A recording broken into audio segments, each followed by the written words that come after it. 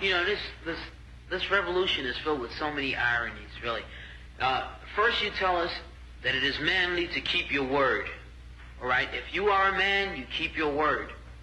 And now all that the black people in this country are demanding, and even the black people in the whole world are demanding, is that you keep your word.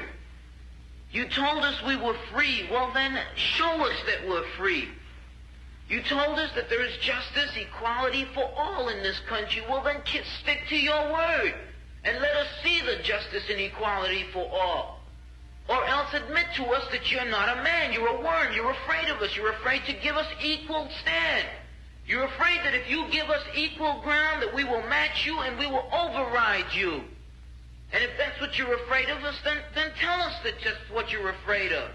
But don't keep hiding it from us and holding this up to us, and every time we ask you for something, you give us a little bit of something, and it's all tokenism. We don't want tokenism. And there are most black men in this world that don't want charity. And yet still every time we ask you for something, you give us a little piece, a little piece. You're playing games with us. We're not children. We're big men. I've seen my father have to put up with all kinds of stuff. He was a big man. He raised a family. He went down south, and he had to go around to the back door with his wife.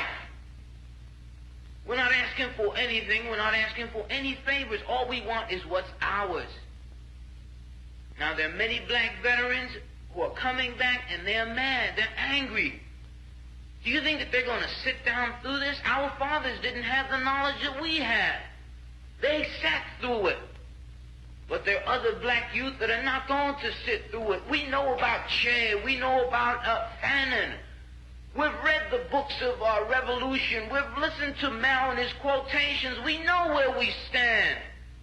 We're not going to sit for it. We're asking, and if we ask and we don't get, we're prepared to stand up and take it. If I ask a man, I tell a man I am hungry.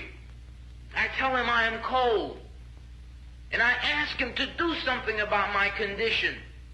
And this man holds a loaf of bread right in front of me so I can see it, and I keep asking him, I'm begging him to please give me a slice of the loaf of bread. I am hungry.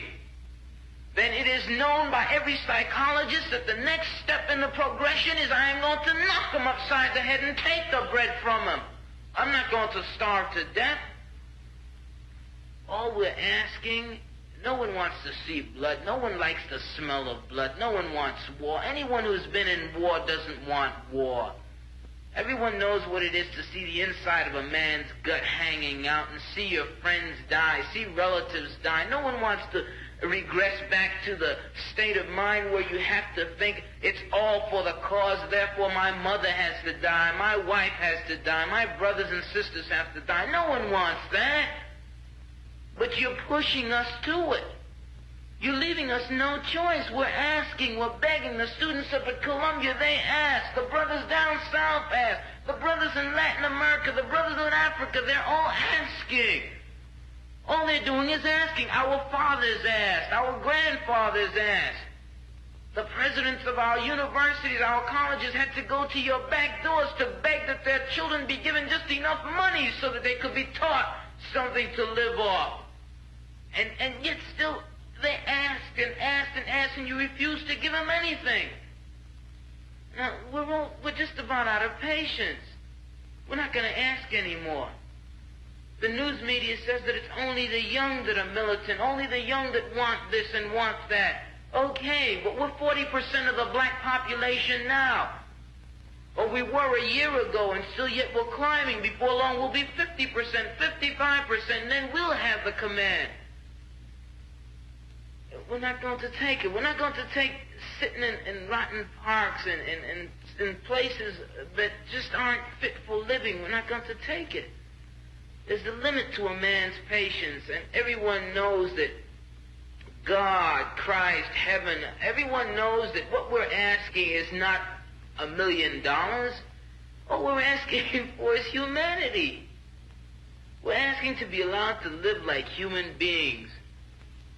And God, you tell us that this is too much to ask. You're sick. You're definitely sick. How can you tell me that it's too much to ask to be a human being?